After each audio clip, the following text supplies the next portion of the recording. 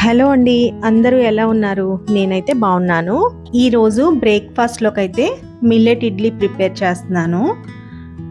దీనివల్ల మనకి చాలా హెల్త్ బెనిఫిట్స్ ఉంటాయి అని అందరికీ తెలిసిందే కదా!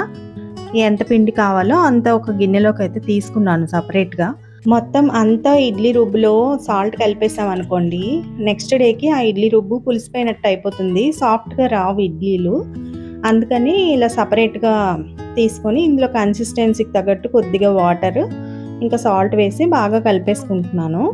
ఈ మిల్లెట్ ఇడ్లీస్ ఏంటంటే ఎవరికైనా డయాబెటిస్ ఉన్నా అండ్ వెయిట్ లాస్ అవ్వాలన్నా చాలా బాగా యూజ్ అవుతాయి. ఇది తిన్న వెంటనే షుగర్ స్పైక్స్ అనేవి అవ్వవు కదా!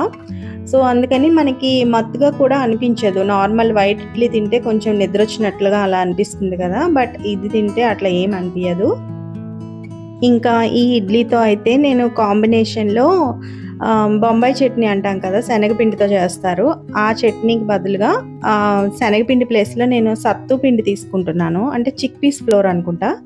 డైట్ రెసిపీస్, షేక్స్‌లో ఈ ఫ్లోర్‌ని యూజ్ చేస్తారనమాట. కానీ మనం అవన్నీ చేయడం అండ్ తింటారో తినరో కదా అందరూ. సో, అందుకని నేను ఇదే పిండితో చట్నీలాగా చేసేస్తున్నాను. ఆ చట్నీ అయితే బావుంది ఇడ్లీతో. అందరూ తింటున్నారు ఇంట్లో.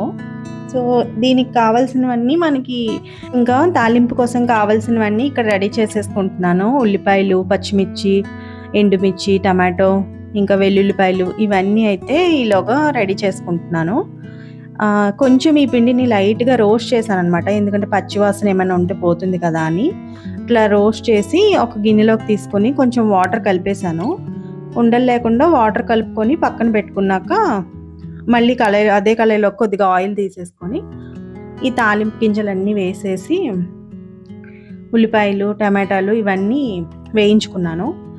కొంచెం ఆయిల్ తక్కువ వేసాను కాబట్టి లైట్‌గా వాటర్ వేసి మూత పెట్టాననమాట. లైట్‌గా సార్ట్ చేశాక. అలా చేస్తే మనకి అన్నీ మగ్గిపోతాయి కదా ఇంకా.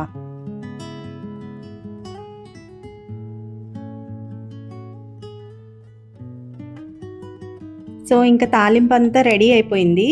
టమాటాలన్నీ మెత్తగా మ్యాష్ చేసేసుకొని, ఇప్పుడు ఇందాక మనం ప్రిపేర్ చేసుకున్నాం కదా! అదంతా నేను ఇందులో వేసి కలిపేసి కొద్దిగా వాటర్ వేసుకున్నాను. మరీ చిక్కగా అయిపోకుండా కొంచెం మనకి ఇడ్లీతో తినేలాగా కొంచెం వాటర్ వేసుకున్నాననమాట. సో, ఇంక ఇది మరిగించాక ఆపేయడమే. ఇంక చట్నీ రెడీ అయిపోయినట్టే.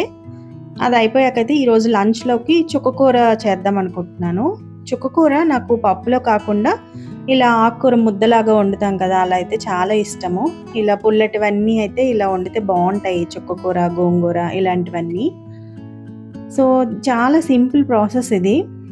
కుక్కర్‌లోకైతే కట్ చేసి పెట్టుకోవాలి చుక్కకూర, టమాటో, ఇంకా ఆనియన్, సాల్టు, పసుపు, పచ్చిమిర్చి, ఇంకా చింతపండు చాలా చిన్నది. చిన్న పీస్ వేసుకోవాలి ఆ పులుపు కోసం. అండ్ ఒక 1, 2 డ్రాప్స్ ఆయిల్. ఎందుకంటే అలా పొంగిపోకుండా మెస్సీ అవ్వకుండా ఉంటది స్టవ్ అంతా. సో, ఇంకా 1 ఆర్ 2 విజిల్స్ పెట్టేసి మెత్తగా ఉడికించేసుకోవడమే. ఇదంతా ఇలా ఉడికించుకున్నాక బాగా మ్యాష్ చేసేసుకోవాలనమాట. ఇలా గరిటెతో గానీ, మ్యాషర్‌తో గానీ మ్యాష్ చేసేసుకోండి. సో, ఇప్పుడైతే నేను తాలింపేసేస్తున్నాను. తాలింపుకి సేమ్ పోపు దినుసులు, ఎండుమిర్చి, వెల్లుల్లిపాయ. మెయిన్ ఎండుమిర్చి, వెల్లుల్లిపాయ ఫ్లేవర్ అయితే దీనికి చాలా బావుంటుంది. అవన్నీ వేసి ఇంకా తాలింపేసేస్తున్నాననమాట.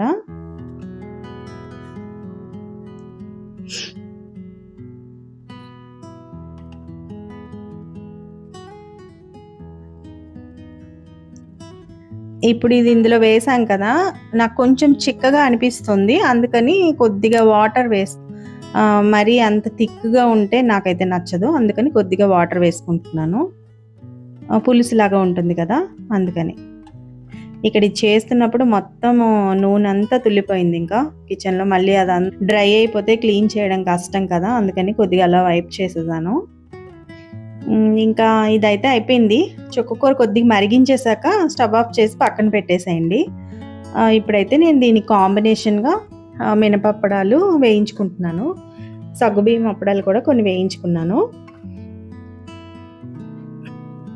సో, ఇక్కడ మనకి మినపప్పడాలు వేయించేటప్పుడు ఏంటంటే, ఈ పిండంతా ఆయిల్‌లోకి వెళ్ళిపోతుంది కదా! ఆయిల్ అంతా పిండిగా అయిపోతుంది.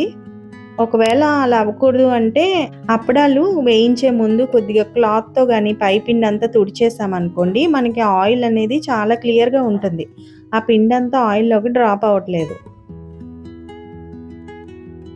ఈరోజైతే ఇలా సింపుల్‌గా లంచ్ ప్రిపేర్ చేసేసుకున్నాను.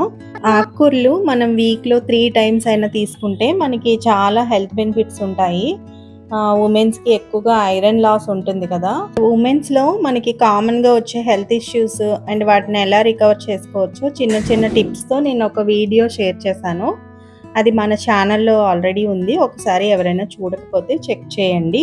మీరు ఆకుకూరలతో ఇలా ఆకుకూర పప్పు చేస్తారా? లేదంటే ఆకుకూరని ఇలా ముద్ద ఆకుకూరలాగా కుక్ చేసుకుంటారా? మీకు ఏది ఇష్టమో నాకు కామెంట్ చేయండి. అంతేనండి. మళ్ళీ ఇంకో వీడియోలో కలుద్దాం. బాయ్.